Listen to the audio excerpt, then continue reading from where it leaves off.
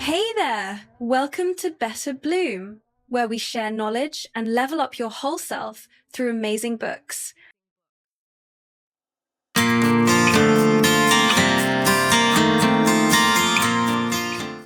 The mind-blowing novel that'll make you question everything.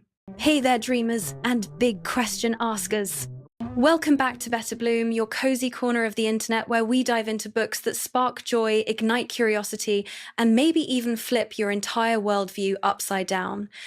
I'm thrilled you're here, whether you're a long-time subscriber or a new friend stumbling upon this video. Today, we're diving into a literary gem that's not just a book, it's a wild, mind-bending journey, Sophie's World by Jostein Gaarder. This global phenomenon has been translated into 56 languages, sold over 300 million copies, and catapulted Gaarder into the top 10 authors worldwide. Why? Because it's not your dusty philosophy textbook, it's a novel that weaves big ideas into a thrilling mystery, making you feel like you're solving a cosmic puzzle alongside a 4-year-old girl. If this review lights a fire in you, please grab a copy to support Gaarder's brilliance. Links are in the description and pinned comment below. Let's keep these literary treasures alive. Before we jump in, hit that subscribe button for Better Bloom to join our community of thinkers and readers. We drop life-changing book reviews every week, and trust me, you don't want to miss out. Now, get ready for Sophie's World, a book that'll have you questioning who you are, where the world came from, and what it all means. Ready to embark on a philosophical adventure? Let's dive in. A mysterious letter sparks a cosmic quest. Picture this. You're 14, trudging home from school, and you find a cryptic letter in your mailbox with just 3 words. Who are you? That's how Sophie's World kicks off, with Sophie Amundsen, a curious Norwegian teen, stumbling into a mystery that changes her life. She shrugs and thinks, duh, I'm Sophie. But the question gnaws at her. And soon, more anonymous letters arrive, asking things like, where does the world come from? And what's the meaning of life? These aren't just random notes. They're the start of a philosophical detective story that takes Sophie and you on a whirlwind tour through the history of Western thought, from ancient Greece to the modern day. It's like Nancy Drew meets Plato, with plot twists that'll leave your jaw on the floor. I remember when I first read this book, I was in my 20 seconds, feeling lost in a dead-end job, wondering what my purpose was. That question, who are you, hit me like a lightning bolt. It's the kind of question that sounds simple but keeps you up at night. By the end of this book, you'll see why Gaarder says that when you gaze at the stars, you're really searching for the path back to yourself. Want to know the shocking twist at the end? Stick with me, and I'll drop a hint later that'll blow your mind. For now, drop a comment with your own, who am I? Moment, and let's get this philosophical party started. Lesson 1. Know yourself with Socrates. Sophie's journey begins with that first letter, who are you? It's a question that shakes her to her core. And soon, she's receiving more letters from a mysterious philosopher named Alberto Knox. He becomes her guide, leading her back to ancient Greece, where Socrates, the father of Western philosophy, drops a life-changing idea: know thyself. This isn't just a catchy quote, it's a radical way to live. Socrates believed a divine inner voice guided him, helping him distinguish right from wrong. He didn't chase fame or wealth. He roamed Athens, asking people tough questions to make them think for themselves. When fans praised his wisdom, he humbly said, I only know that I know nothing. When enemies sentenced him to death, he could have begged for mercy but chose to face it with dignity. Why? Because he was fiercely loyal to his inner truth, not swayed by others' applause or scorn. This lesson hit me hard. A few years ago, I was obsessed with pleasing everyone. My boss, my friends, even strangers on social media. I'd tweak my personality to fit their expectations, but it left me feeling hollow. Reading about Socrates through Sophie's eyes was like a wake-up call. Stop chasing external validation and listen to your own voice. As Professor Lemin once said, don't linger even a moment in others' love or hate. Living for their approval dims your true self, leaving you exhausted. Socrates' wisdom is a reminder to pause and ask, who are you really? Not your job title, not your follower count, just you. Take a second right now. What's one time you ignored your inner voice to please someone else? Share it in the comments, and let's keep exploring with Better Bloom. Lesson 2. Face death to truly live. Things get wilder when Sophie starts finding clues beyond the letters. One day, she discovers a postcard addressed to Hildy, a girl she's never heard of, wishing her a happy 15th birthday from her father. Then, a silk scarf with Hilda embroidered on it falls from the sky. Curiouser and curiouser. Right? Sophie follows a dog named Hermes to a red cabin by a lake, where she finds a mirror that gives her the creeps. The girl in the reflection blinks on her own, like she's alive. This spooky moment is a nod to Plato, Socrates' student, who said there are two worlds, the flawed, ever-changing world we see with our senses, and a perfect, eternal world of ideas we grasp with our minds. That blinking reflection, it's like a glimpse into another reality, whispering, "I'm here, on the other side." This discovery leads Sophie to a deeper question. What's the point of life when it all ends?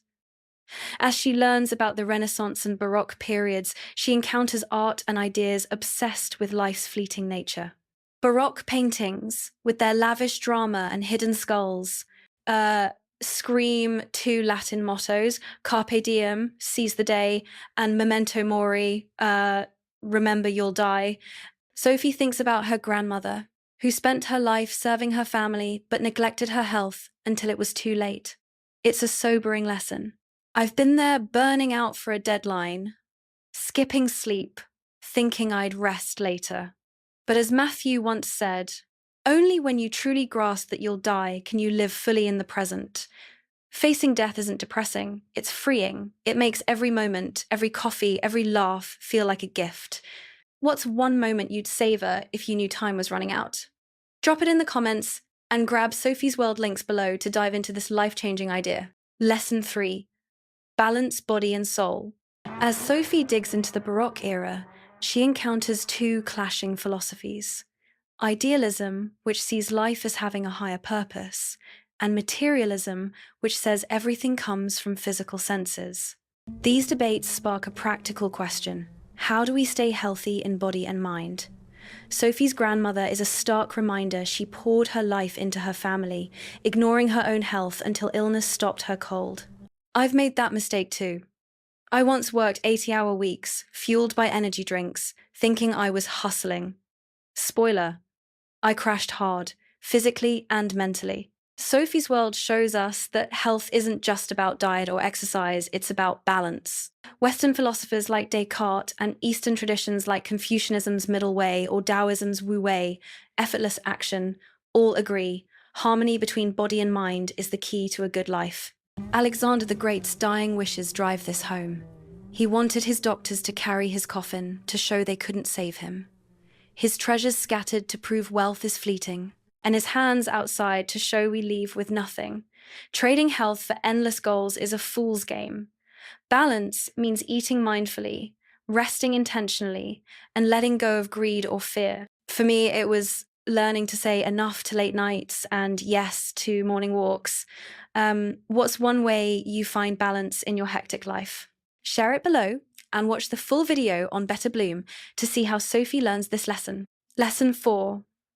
Get closer to your soul. Enter Descartes, the rock star of modern philosophy, with his iconic line, "I think, therefore I am." He argued that reason, not just experience, defines who we are. But Sophie's journey takes a trippy turn when she grapples with the soul. Hobbes, a materialist, claimed everything, even consciousness, is just particles buzzing in our brains. Leibniz countered that the soul is indivisible, like a lens coloring how we see the world. When Alberto hands Sophie red-tinted glasses, everything turns red, but the world itself isn't red. It's a brilliant metaphor. Our perceptions shape reality, but the soul, the quiet observer behind it all, is something deeper. This section stopped me in my tracks. I used to define myself by my resume, my job, my achievements.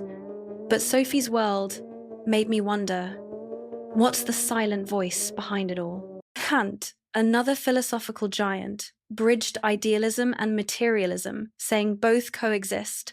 To touch your soul, you have to shed the glasses of habit, bias, or society's expectations. For me, that meant letting go of the need to be perfect and embracing my quirks. It's like peeling back layers to find the real you. What's one belief you've shed to see yourself more clearly? Tell me in the comments, and let's keep digging with Better Bloom. Lesson 5. Create your own meaning. Sophie's lessons move into the Enlightenment, where ideas like human rights and separation of powers were born, and Romanticism, with its poetic rebellion. Marx shook things up, saying, philosophers have only interpreted the world, the point is to change it.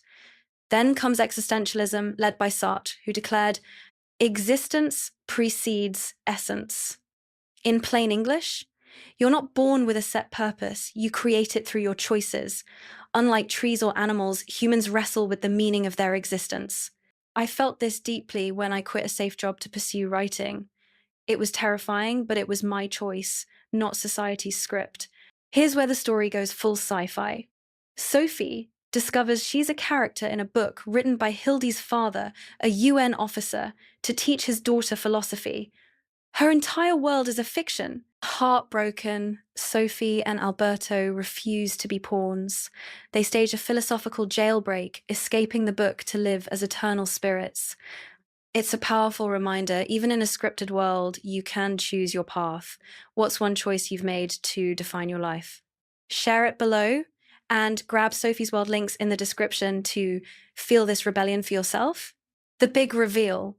Are you real? Brace yourself for the mind-blowing twist. Sophie and Hilda are two sides of the same coin. Hilda, reading Sophie's World as a birthday gift, realizes her father created Sophie to teach her about life. But Sophie, now free, starts influencing Hildy's world, tapping her with a wrench under the stars, blurring the lines between fiction and reality. It's like Shuangzi's dream. Did he dream he was a butterfly? Or is the butterfly dreaming him? This ending left me staring into space, wondering, am I real or am I part of someone else's story? The final lesson ties it to the Big Bang, 15 billion years ago, when the universe exploded from a tiny point. When you look at the stars, you're tracing your origins, searching for your place in the cosmos. This book isn't just a read, it's a call to ask the big questions. Who are you? What's your purpose? Drop your thoughts in the comments, and let's keep this conversation alive on Better Bloom. Your turn to find yourself. Sophie's World is a map to your soul. It teaches you to know yourself, face life's impermanence, balance body and mind, connect with your soul, and create your own meaning. Whether you're navigating a career, a dream, or just trying to make sense of life, this book will make you pause and think. So, grab a copy, links below, and start your philosophical journey. Support Gaarder's masterpiece, and let's keep these big ideas alive. Thanks for joining me on this epic adventure through Sophie's World. If you loved this review, give it a thumbs up, share it with a friend who's wrestling with life's big questions, and hit that subscribe button for Better Bloom.